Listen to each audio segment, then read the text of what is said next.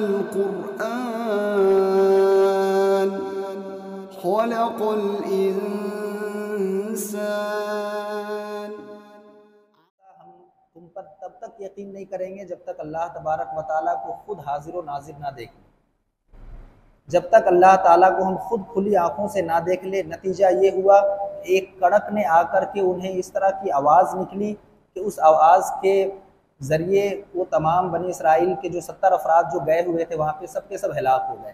मैं गुज़िश्ता जुमा इसका जो तफसीर था वो बयान कर चुका, मैं सिर्फ तर्जुमा बयान करना मुनासिब समझूंगा क्योंकि आज का भी जो टॉपिक है वो लंबा हो जाएगा। तो अगली आयत थी सुम्मा बअसनाकुम मिन बादि मौतिकुम लअल्लकुम तशकुरून।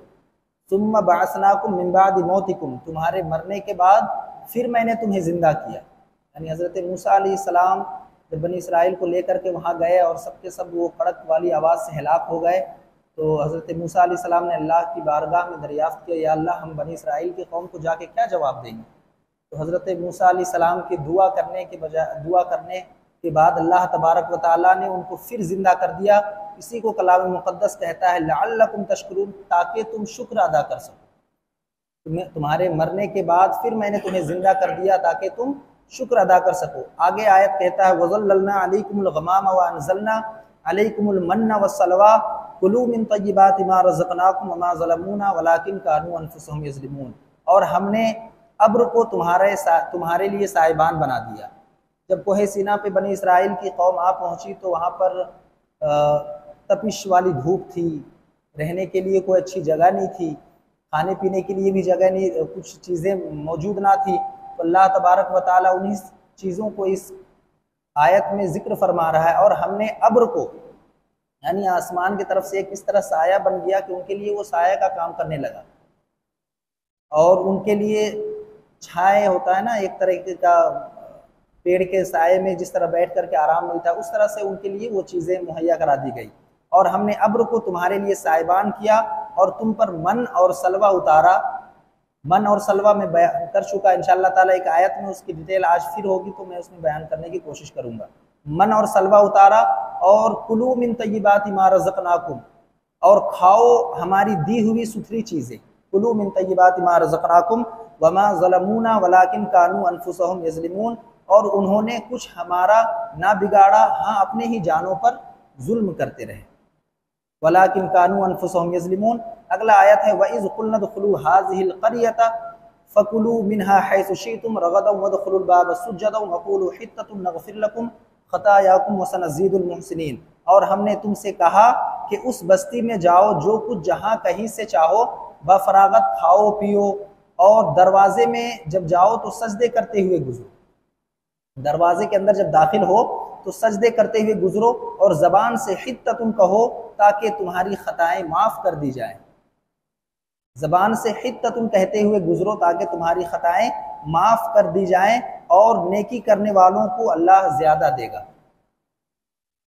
और आखिरी आयत थी अगले जुमे की फ़बद्दलल्लज़ीना ज़लमू क़ौलन ग़ैरल्लज़ी क़ील लहुम फ़अन्ज़लना अलल्लज़ीना ज़लमू रिज्ज़म मिनस्समाई बिमा कानू यफ़्सुक़ून। मगर हुआ ये कि जो बात उनसे कही गई थी जालिमों ने उसे बदलकर दूसरी बात बना दी। उनसे जो कहा गया, हित्ततुन कहा गया था तो हिंततुन या कहीं हब्बतुन, कुछ भी कह करके वो यानी कि एक तरह से मजाकिया तौर से कहते हुए वो रास्ते से और दरवाजे से गुजर गए। लेकिन अल्लाह का जो हुक्म था, अल्लाह का जो कलाम, अल्लाह हज़रत मूसा अलैहिस्सलाम की तरफ से जो बताया गया था, उन्होंने वो काम नहीं किया। मगर हुआ ये कि जो बात उनसे कही गई थी जालिमों ने उसे बदलकर एक और नई बात बना ली। नतीजा ये हुआ कि नाफरमानियां करते आ रहे थे, हमने उनकी सजा में उन जालिमों पर आसमान से अजाब नाजिल किया। अल्लाह तबारक व तआला के कलाम को बदल देना, अल्लाह के गज़ब को दावत देना। जिस तरह आज मुसलमान उम्मत मुस्लिमा जो कर रही हैं, अपने मफादात के खातिर अपने तरीक़े से इस्लाम को पेश कर रहे हैं, अपने हिकमत के तहत, अपनी मसलहत के तहत, अपनी सहूलियत के तरह कि नहीं इस तरह से है, इस तरह से है, यानी कि अपनी जो चीज़ आसान लगे उसे मान लो, और जो चीज़ थोड़ी कड़वाहट लगे, जो चीज़ अल्लाह का हुक्म है, जो चीज़ सख्ती से बताया गया, उसको इनकार करो। ज़बान से तो इनकार नहीं करते हैं, लेकिन नहीं करके उस चीज़ को हम अपने अमल से इनकार कर रहे हैं उससे। तो आगे आज की हमारी आयत पहली नंबर है वइज़ तस्क़ा, जिसको मैंने खुतबे मसनूना में तिलावत करने का शरफ हासिल किया। वइज़ इस्तस्क़ा मूसा लिक़ौमिही फ़क़ुल नज़रिब बिअसाकल हजर फ़नफ़जरत मिन हुस्नता अशरता ऐना क़द अलिमा कुल्लु उनासिम मशरबहुम कुलू वशरबू मिन रिज़्क़िल्लाहि वला तअसौ फ़िल अर्दि मुफ़सिदीन। और जब मूसा ने अपनी कौम के लिए पानी मांगा तो हमने फरमाया उस पत्थर पर अपना आसा मारो। वइज़ तस्क़ा मूसा लिक़ौमिही फ़क़ुल नज़रिब बिअसाकल हजर, जब कोहे सीना में बनी इसराइल को मैंने जैसे बताया कि गुज़िश्ता आयत में मन और सलवा का जिक्र आया, तो खाने का तो इंतज़ाम हो गया मन और सलवा से।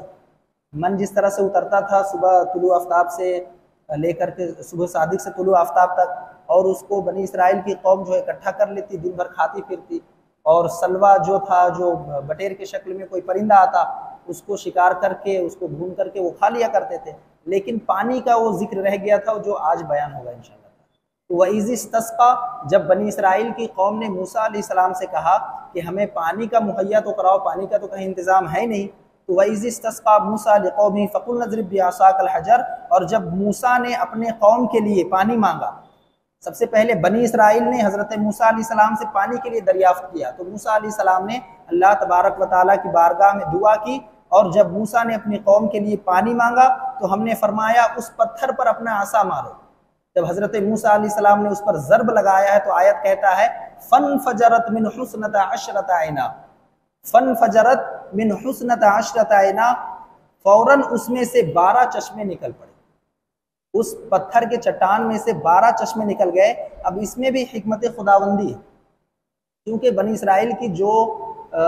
इसराइल की कौम जो कोहे सीना तक पहुंची थी, उसमें 12 काफिले थे, 12 कबीले थे, यानी कि अलग अलग गिरोह के 12 कबीले थे, वो सब अलग अलग अपना रहा करते थे। तो 12 चश्मा फूटने का इसमें हिकमत खुदाबंदी ये है कि सबों ने अपनी अपनी जगह बना ली, यानी इसमें भी लड़ाई झगड़े ना हो। ऐसे जैसे मैं गुज़िश्ता जुमा बयान कर चुका है, थोड़ी थोड़ी सी बात पर हज़रत मूसा अलैहिस्सलाम को कोसने लगते थे, ये नहीं है, ये क्यों नहीं है, ऐसा होना चाहिए, ऐसा क्यों है। तो थोड़ी थोड़ी सी बात में वो अपनी नाराज़गी का इजहार करने लगते थे हज़रत मूसा अलैहिस्सलाम से। इसलिए हिकमत खुदाबंदी के तहत जब हज़रत मूसा अलैहिस्सलाम ने पत्थर पर आसा अपना ज़र्ब लगाया तो 12 चश्मे फूट पड़े। तो 12 कबीले के लिए 12 अलग अलग चश्मे फूट पड़े। फ़नफ़जरत मिन हुस्नता अशरता ऐना क़द अलिमा कुल्लु उनासिम मशरबहुम, यानी उनास कबीले के बारे में यहाँ पर जिक्र आया है। क़द अलिमा कुल्लु उनासिम मशरबहुम, फौरन उसमें से 12 चश्मे निकल पड़े, हर गिरोह ने अपना अपना घाट पहचान लिया। उसके बाद कहा जा रहा है कुलू वशरबू मिन रिज़्क़िल्लाह, कुलू वशरबू मिन रिज़्क़िल्लाह, यानी खाओ और पियो खुदा का दिया हुआ। यानी पहले तो ये बता दिया खाने का जिक्र मन और सलवा के जरिए से, अब बता दिया पानी के लिए भी बता दिया गया। तो यहाँ कहा जा रहा है कुलू वशरबू मिन रिज़्क़िल्लाह, खाओ और पियो जो अल्लाह ने तुम्हें अता किया। उसके बाद कहा जा रहा है कुलू वशरबू मिन रिज़्क़िल्लाहि वला तअसौ फिल अर्दि मुफ़सिदीन, और ज़मीन पर फसाद ना फैलाते फिरो। यानी अल्लाह तबारक व तआला ने तुम्हें खाने पीने की चीज़ें मुहैया करा दी, तो अब अकड़ ना दिखाओ। वला तअसौ फिल अर्दि मुफ़सिदीन, तुम अकड़ ना दिखाओ बल्कि ज़मीन पर तुम फसाद फैलाते ना फिरो। अब अगली आयत की तरफ हम चलते हैं। वइज़ क़ुल्तुम या मूसा लन नस्बिर अला तआमिन वाहिदिन फदउ लना रब्बका युख़रिज लना मिम्मा तुंबितुल अर्दु मिन बक़लिहा व क़िस्साइहा व फूमिहा व अदसिहा व बसलिहा क़ाला तस्तब्दिलूना अल्लज़ी हुवा अदना बिल्लज़ी हुवा ख़ैर इहबितू मिस्रन फ़इन्न लकुम मा सअलतुम व दुरिबत अलैहिमुज़ ज़िल्लतु वल मस्कनतु व बाऊ बिग़ज़बिन मिनल्लाह ज़ालिका बिअन्नहुम कानू यकफ़ुरूना बिआयातिल्लाह व यक़्तुलूना नबिय्यीना बिग़ैरिल हक़्क़ ज़ालिका बिमा असौ व कानू यातदून। अब यहाँ पे खाने पीने के जिक्र के बाद हम जो आज पढ़ेंगे, अभी जिस आयत की मैंने तिलावत की उसमें इस आयत से ये रिलेटेड है, इसको समझने की कोशिश करें।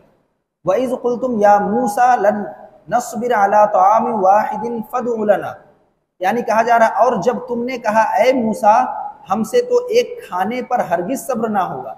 अब देखिए उनकी नाशुक्री, अल्लाह तबारक व तआला ने कोहे सीना पर जहाँ पे रहने के लिए कोई जगह ना थी उनके लिए अब्र का साया बना दिया, खाने पीने के लिए मन्नो सलवा और चश्मे जारी कर दिए पत्थर से। इससे बड़ी मोजेज़ात क्या हो सकती थी।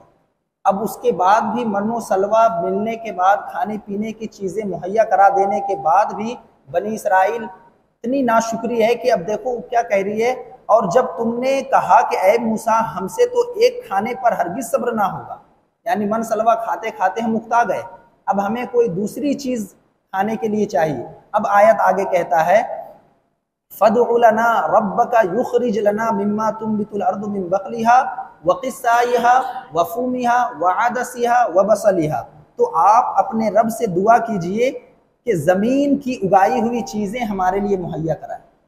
ज़मीन की उगाई हुई चीज़, साग सब्जियां, प्याज, इसके बारे में भी जिक्र आएगा जो हम पढ़ेंगे। तो आप अपने रब से दुआ कीजिए कि ज़मीन से उगाई हुई चीज़ें हमारे लिए निकाले, जैसे कुछ साग के बारे में कहा गया मिन बकलिहा व क़िस्साइहा, और व क़िस्साइहा यानी ककड़ी जो ज़मीन में बोने के बाद जो है उसके ऊपर जो फल निकलता है जिसको ककड़ी कहा जाता है, उसके बारे में जिक्र आया है। मिन बकलिहा यानी कि कुछ साग, व क़िस्साइहा यानी कुछ ककड़ियाँ, उसके बाद कहा जा रहा है वफूमिहा यानी गेहूँ, और उसके बाद कहा जा रहा है वअदसिहा यानी मसूर की दाल, वफूमिहा वअदसिहा व बसलिहा और प्याज, यानी कि हज़रत मूसा अलैहिस्सलाम की जो कौम थी बनी इसराइल, वो मन्नो सलवा खा खा कर उकता गई थी। तो उन्होंने एक दरियाफ्त किया हज़रत मूसा अलैहिस्सलाम से कि अल्लाह की बारगाह में आप दुआ करें कि हमारे लिए जो है साग है, ककड़ी है, प्याज है, मसूर की दाल है, गेहूं है, इन सब चीज़ों का इंतज़ाम कराया जाए। अब इस बात को समझे, वो रह कहाँ रहे थे? कोहे सीना में, जो फुल रेगिस्तान था। अब रेगिस्तान में कहीं खेती होती है? नहीं होती है। तो अल्लाह तबारक व तआला ने उनके लिए मन्नो सलवा इसलिए दिया था ताकि तुम खाओ पियो और शुक्र करो, जिसे हमने पिछली आयत में पढ़ चुका। लेकिन अब उनका मिजाज देखिए, उनकी नाशुक्री का अंदाज देखिए, वो इस तरह की जब बात करने लगे, और इन सब चीज़ों में प्याज हो गया, लहसुन हो गया, इन सब मसालों से ही तो चटकारे बनते हैं। ठीक है, उनके लिए बटेर था जो सलवा के शक्ल में था, उनको भून कर वो खा लेते, लेकिन चटखारे से, प्याज से, लहसुन से, मसाले से चटखारे बनते हैं। उनकी ज़बान ने वो जायके को महसूस ना किया और अल्लाह की नेमत की नाशुक्री करते हुए और दूसरी चीज़ों का डिमांड करने लगे।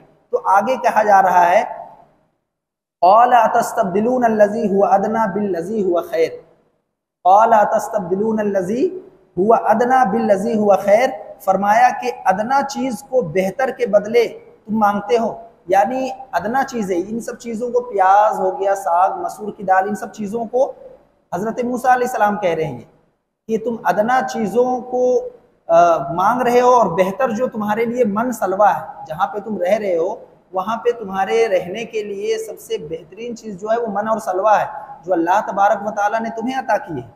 पानी का इंतज़ाम नहीं था, अल्लाह तबारक व तआला ने पानी का इंतज़ाम कर दिया। लेकिन ये साग सब्जियां जो हैं, ये गेहूं जो है, और ये जो प्याज जिसकी तुम डिमांड कर रहे हो, ये तुम्हारे लिए बेहतर चीज़ नहीं है। तो इसी को कलाम मुक़द्दस कहता है क़ाल अतस्तब्दिलून अल्लज़ी हुवा अदना बिल्लज़ी हुवा खैर, कि फरमाया कि अदना चीज़ को तुम बेहतर के बदले मांगते हो। अब आगे कहा जा रहा है इहबितू मिस्रन फ़इन्न लकुम मा सअल्तुम, यानी अच्छा मिस्र या किसी शहर में उतरो, वहां तुम्हें मिलेगा जो तुमने मांगा है। यानी मिस्र में दरियाए नील, सबको पता है मिस्र में दरियाए नील, तो पानी, बगैर पानी की खेती कैसे मुमकिन है? बगैर पानी की खेती तो नहीं की जा सकती ना। सबसे पहले उसमें जुताई करनी पड़ती है, फिर दाने लगाने पड़ते हैं, बीज बोने पड़ते हैं, फिर सिंचाई करनी पड़ती है, तब जाकर के खेत में कहीं कोई फल या फिर कोई सब्जियां या फिर कोई दूसरी चीज़ें उगा करती है। तो अल्लाह तबारक व तआला, अल्लाह का कलाम यही कह रहा है, अच्छा मिस्र या किसी शहर के तरफ उतरो, वहां तुम्हें मिलेगा जो तुमने मांगा है। और आगे कह रहा है इहबितू मिस्रन फ़इन्न लकुम मा सअल्तुम वज़ुरिबत अलैहिमुज़्ज़िल्लतु वल मस्कनतु, वज़ुरिबत अलैहिमुज़्ज़िल्लतु वल मस्कनतु, यानी उनकी नाफरमानी के एवज में, उनकी नाशुक्री के एवज में अल्लाह का कलाम कह रहा है वज़ुरिबत अलैहिमुज़्ज़िल्लतु वल मस्कनतु, और उन पर मुकर्रर कर दी गई ख्वारी और नादारी, यानी जिल्लत और मस्कना। अब इसको समझने की कोशिश करें। अल्लाह तबारक व तआला ने उनको नबी दिया, किताब हिदायत भी दी, तौरात दिया ना हज़रत मूसा अलैहिस्सलाम के ज़रिए, और उनको तरह तरह के, जिनके, एक इनके बारे में कहा जा रहा है जिनको हम पिछले कुछ जुमे में पढ़ा हुआ, अन्नी फद्दलतुकुम अलल आलमीन, यानी अल्लाह तबारक व तआला ने तमाम जहान वालों पर बनी इसराइल को फजीलत अता फरमाई, उसके बारे में कहा जा रहा है। और उन पर मुकर्रर कर दी गई ख्वारी और नादारी, यानी जिल्लत और मस्कना, यानी मस्कना उसको कहा जाता है कि कम शिकनी, कम हिम्मती उनके अंदर, यानी कुछ करने से पहले, बिल्कुल पहले ही हिम्मत हार जाना, कुछ करने से पहले ही आप हिम्मत हार जाओ, उसको कम हिम्मती कहा जा रहा है। तो उन पर मुकर्रर कर दी गई ख्वारी और नादारी। आगे कहा जा रहा है वज़ुरिबत अलैहिम ज़िल्लतु वल मस्कनतु वबाउ बिग़ज़बिन मिनल्लाह, और अल्लाह का उन पर गज़ब नाज़िल हुआ। वबाउ बिग़ज़बिन मिनल्लाह ज़ालिका बिअन्नहुम कानू यकफुरून बिआयातिल्लाह व यक़्तुलून अन्नबिय्यीन बिग़ैरिल हक़, यानी कि कहा जा रहा है ज़ालिका बिअन्नहुम कानू यकफुरून बिआयातिल्लाह, कि वो जो है कुफ्र भी करते और अल्लाह की आयतों का इनकार करके वो क्या करते, कुफ्र भी करते, और अंबिया को नाहक कत्ल भी किया करते। ज़ालिका बिअन्नहुम यकफुरून बिआयातिल्लाहि व यक़्तुलून अन्नबिय्यीन व यक़्तुलून क़िताल व यक़्तुलून अन्नबिय्यीन बिग़ैरिल हक़, नाहक के अंबिया को कत्ल करते। ज़ालिका बिमा असौ व कानू यातदून, ये बदला था उनके नाफरमानियों का और उनके हद से बढ़ने का। अब अल्लाह तबारक व ताला के कलाम में यह कहा जा रहा है वयक़्तुलून अन्नबिय्यीन बिग़ैरिल हक़, यानी अल्लाह के नबियों को वो नाहक कत्ल करते। अब ये सिर्फ बनी इसराइल की कोई स्टोरी नहीं बयान की जा रही है, बल्कि आज हम जिस उम्मती में हैं, आज हमने अल्लाह तबारक व ताला के कलाम का क्या हक अदा किया? क्या अल्लाह के दीन का हम हक अदा कर रहे हैं? जो काम बनी इसराइल, यानी आज ये आयत यहूदियों से ज्यादा आज हम उम्मत मुस्लिमा पर ज्यादा फिट बैठती है। क्यों? आज नबी करीम रऊफ़ुर रहीम सल्लल्लाहु ताला अलैहि वसल्लम के बाद कोई नबी तो आने वाला है नहीं। हमने आज मुजद्दिदों पर, उलमाओं पर क्या हाल किया? हजरत इमाम आज़म अबू हनीफा को तो सब जानते हैं, उनका इंतकाल कहाँ हुआ? जेल के अंदर उनका इंतकाल हुआ। तो हमने उनके साथ इंसाफी करी। हजरत इमाम हम्बल के साथ क्या हुआ? हजरत इमाम मालिक के साथ लोगों ने क्या किया? अहले बैत के साथ लोगों ने क्या किया? तो ये उम्मत मुस्लिमा है ना, उम्मत मोहम्मदी सल्लल्लाहु ताला अलैहि वसल्लम है। मेरा कहने का मतलब ये है कि जिस तरह से बनी इसराइल पर अल्लाह तबारक व ताला ने नबी भेजा करता था, उसी तरह हमारे उम्मत मोहम्मदी सल्लल्लाहु ताला अलैहि वसल्लम नबी का दौर तो खातिमुन नबिय्यीन के बाद इख्तिताम कर दिया गया, लेकिन उनके दीन को चलाने के लिए उलमाओं को जो बनाया गया, लेकिन जब वो हक बयान करते तो उनको सजा दी जाती।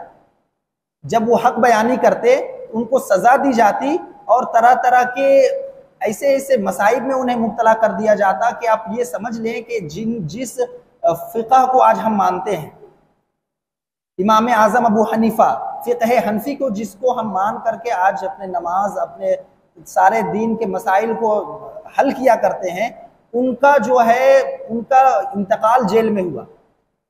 अब उनके साथ लोगों ने इंसाफी करी नहीं करी? तो आज हम अल्लाह के कलाम के साथ और अल्लाह के अहकाम के साथ क्या कर रहे हैं? अल्लाह ने जो हमें कलाम दी उस पर हम कितना अमल पैरा हैं, उस पर हम सोचने समझने की कोशिश करें। क्योंकि ये सिर्फ बनी इसराइल की, मैंने पहले ही बयान कर चुका, ये सिर्फ बनी इसराइल की कोई स्टोरी बयान नहीं की जा रही है, बल्कि उनके बारे में नहीं बताया जा रहा है, बल्कि इससे एक इबरत वाला वाक़या हम पर भी लाहिक होता है और वो समझने और सोचने की मकाम है।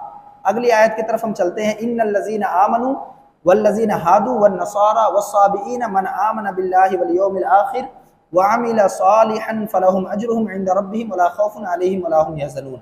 हक तो ये है कि जो लोग भी, खा वो मुसलमान हो या यहूदी या नसरानी या साबी, इन्नल्लज़ीना आमनू वल्लज़ीना हादू वन्नसारा वस्साबिईन मन आमन बिल्लाहि वल यौमिल आखिर।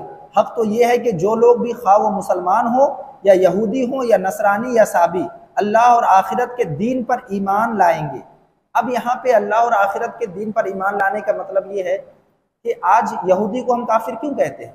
क्योंकि वो हज़रत मूसा अलैहिस्सलाम को मानते हैं, अल्लाह को भी वो मानते हैं, हज़रत मूसा अलैहिस्सलाम को ही मानते हैं लेकिन हुजूर को तस्लीम नहीं करते। तो ईमान का मतलब ये नहीं कि जिस नबी के दौर से आपका दीन चलता हुआ आ रहा है उस नबी को माने आप, और उसके बाद जो नबी जो आए उसको ना मानो आप। यानी जितने भी अंबिया हैं, आज हम उम्मत मोहम्मदी सल्लल्लाहु ताला अलैहि वसल्लम में है, हम हुजूर को माने और दूसरे नबी को ना माने तो हम भी काफिर हैं, हमारा भी ईमान खत्म हो जाएगा। तो हम यहूदी को काफिर इसलिए कहते हैं कि वो हजरत मूसा अलैहिस्सलाम को मानते हैं, तौरात को मानते हैं वो, लेकिन कुरान को तस्लीम नहीं करते, हुजूर को तस्लीम नहीं करते वो। तो यही कहा जा रहा है हुजूर के दौर के बारे में। तो हक तो ये है कि जो लोग भी, खा वो मुसलमान हो या यहूदी हो या नसरानी हो या साबी हो, अल्लाह और आखिरत के दीन पर, इस बात पर गौर करें, अल्लाह और आखिरत के दीन पर ईमान लाएंगे। उसके बाद कह रहा है वअमिल सालिहा, पहले ईमान लाने को कहा जा रहा है, उसके बाद कह रहा है नेक अमल करेंगे, वअमिल सालिहा, और वो नेक अमल करेंगे। उसके बाद कहा जा रहा है फलहुम अजरुहुम इंदा रब्बिहिम, वो अपने परवरदिगार के पास अपने अज्र के मुस्तहिक होंगे। यानी जो दीन पर ईमान लाएंगे और वअमिल सालिहा, और नेक अमल करेंगे, फलहुम अजरुहुम इंदा रब्बिहिम, वो अपने परवरदिगार के पास अपने अज्र के मुस्तहिक होंगे। वला खौफुन अलैहिम, वला खौफुन अलैहिम, और उनको कोई खौफ ना होगा, मैदान महशर में उन्हें कोई खौफ ना होगा। वला हुम यहज़नून, और ना वो किसी गम में मुब्तला होंगे। अब यहाँ मैं बताता चलूँ, साबी शायद बहुत लोगों को नहीं समझ में आया होगा साबी किसे कहते हैं। इराक के कुछ इलाके में रहने वाले कुछ लोग ऐसे थे कि जो सितारों की परस्तिश करते थे, सितारों को अपना खुदा मानते थे, उनको साबी यहाँ कहा गया है। बाकी यहूदी, नसरानी और मुसलमान तो समझ में आ ही गया होगा। तो अब हम अगली आयत की तरफ चलते हैं।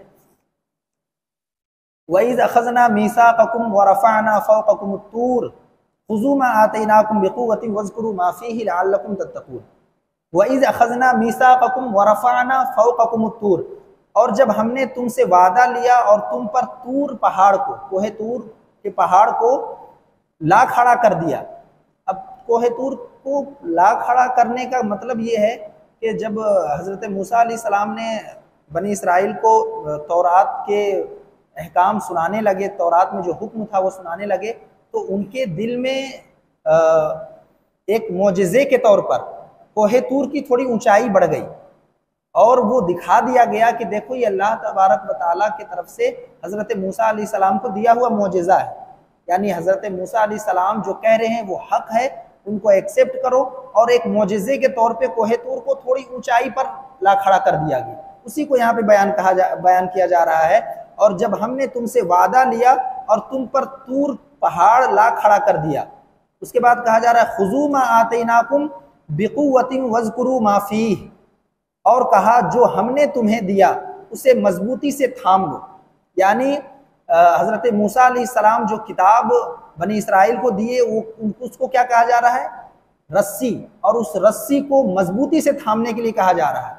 जिस तरह आज कुरान को एक उम्मत मुहम्मदिया सल्लल्लाहु ताला अलैहि वसल्लम को रस्सी के तौर पर दिया गया और कहा गया अगर तुम गुमराह से बचना चाहते हो तो अल्लाह की रस्सी है।